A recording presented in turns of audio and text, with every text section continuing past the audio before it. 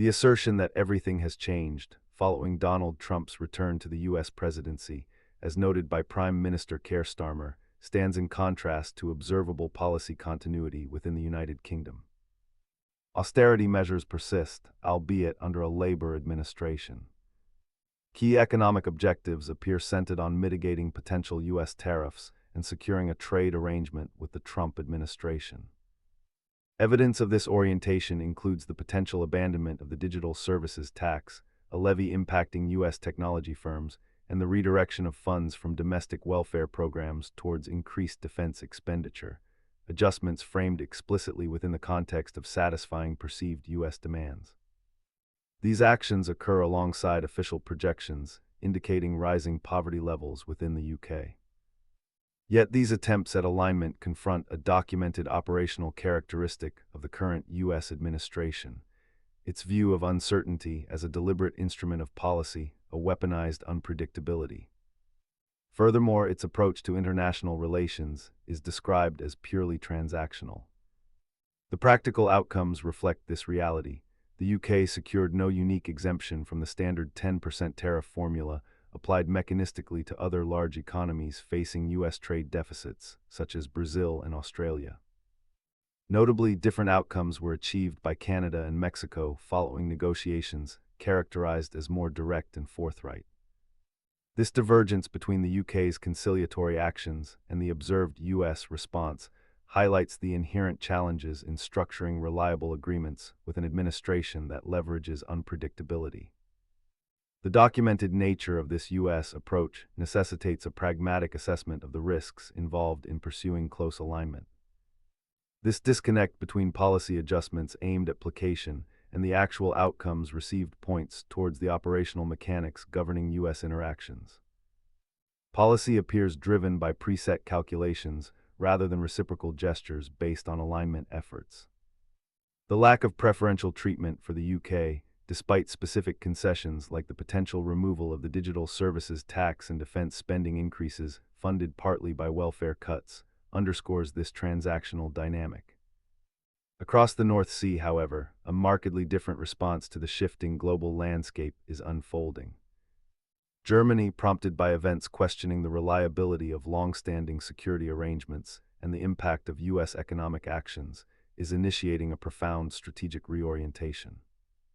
Under a broad political consensus encompassing Christian Democrats, Social Democrats, and Greens, Berlin is embarking on a significant, debt-financed expansion of military capabilities and domestic investment, explicitly aimed at achieving greater strategic independence from the United States.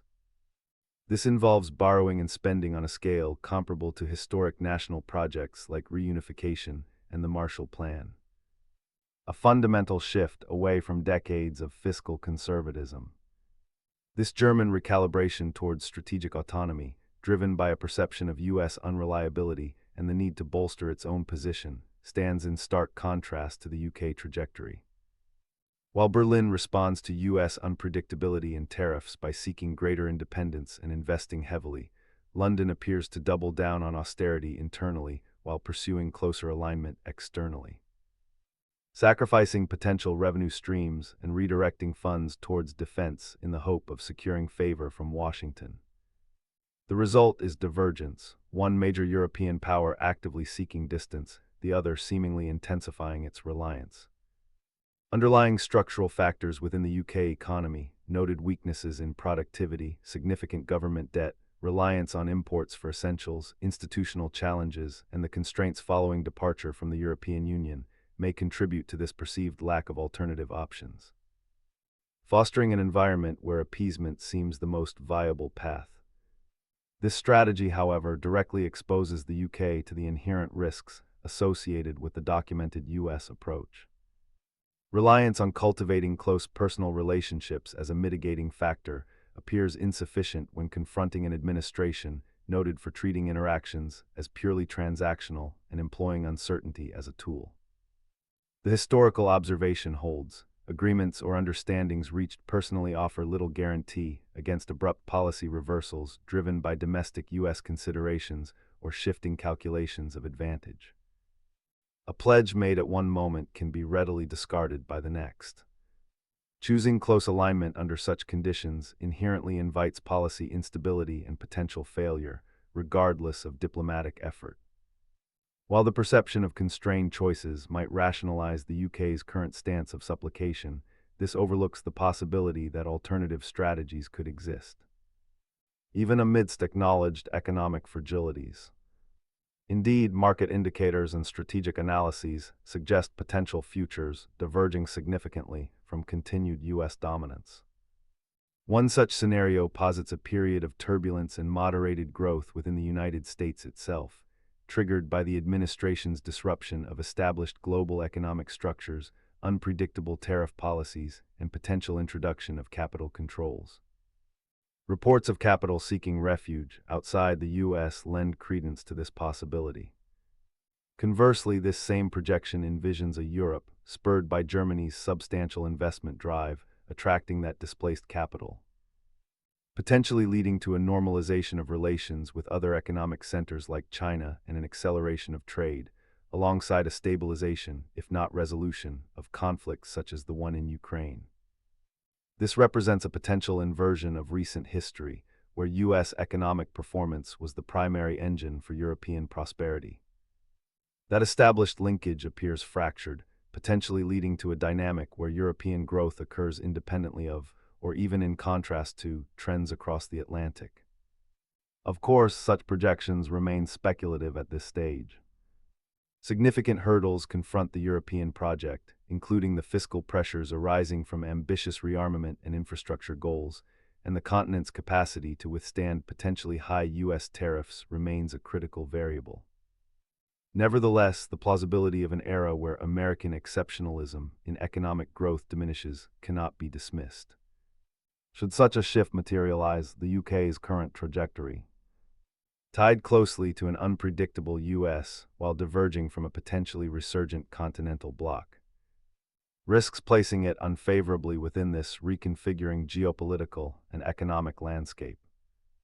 The internal policy choices within the United Kingdom appear to reinforce this external alignment strategy, rather than offering a buffer against its inherent volatility. Despite the declaration that circumstances have fundamentally shifted, the persistence of austerity measures signals continuity rather than change. Specific fiscal decisions, such as the significant cuts impacting personal independence payment claimants, proceed even as resources are reallocated towards defense budgets, an increase justified partly on the grounds of appeasing U.S. expectations. This prioritization occurs despite official assessments suggesting such defense expenditure, increasingly focused on technology and equipment, yields limited domestic employment benefits. Furthermore, the strategic rationale underpinning this expanded military spending remains ill-defined, beyond generalized references to external threats. Simultaneously, the reduction in foreign aid spending represents a dismantling of established soft power capabilities. In a global environment where influence within the developing world is projected to increase in significance, this curtailment removes a potential lever for diversification in foreign relations, potentially increasing reliance on traditional, yet potentially less stable, alliances. These domestic policy settings, ongoing austerity impacting vulnerable populations, defense spending lacking clear strategic articulation or broad economic stimulus, and the reduction of diplomatic tools stand alongside a leadership focus seemingly oriented towards international engagement over addressing pressing domestic economic challenges.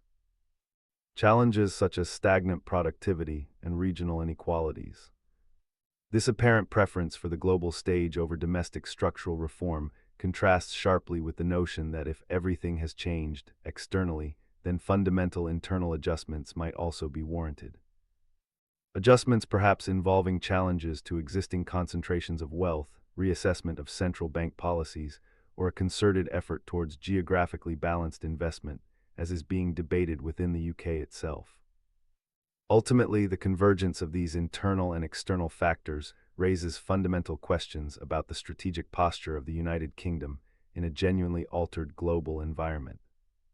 The pursuit of close alignment with an administration characterized by transactionalism and the deliberate use of uncertainty carries inherent risks of policy whiplash, leaving UK planning vulnerable to sudden shifts dictated by U.S. domestic politics or evolving calculations of self-interest.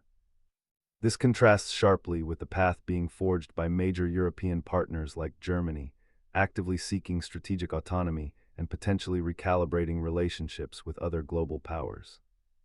Such divergence carries the potential for strategic isolation, positioning the UK awkwardly between a potentially more cohesive European bloc and an increasingly unpredictable transatlantic partner.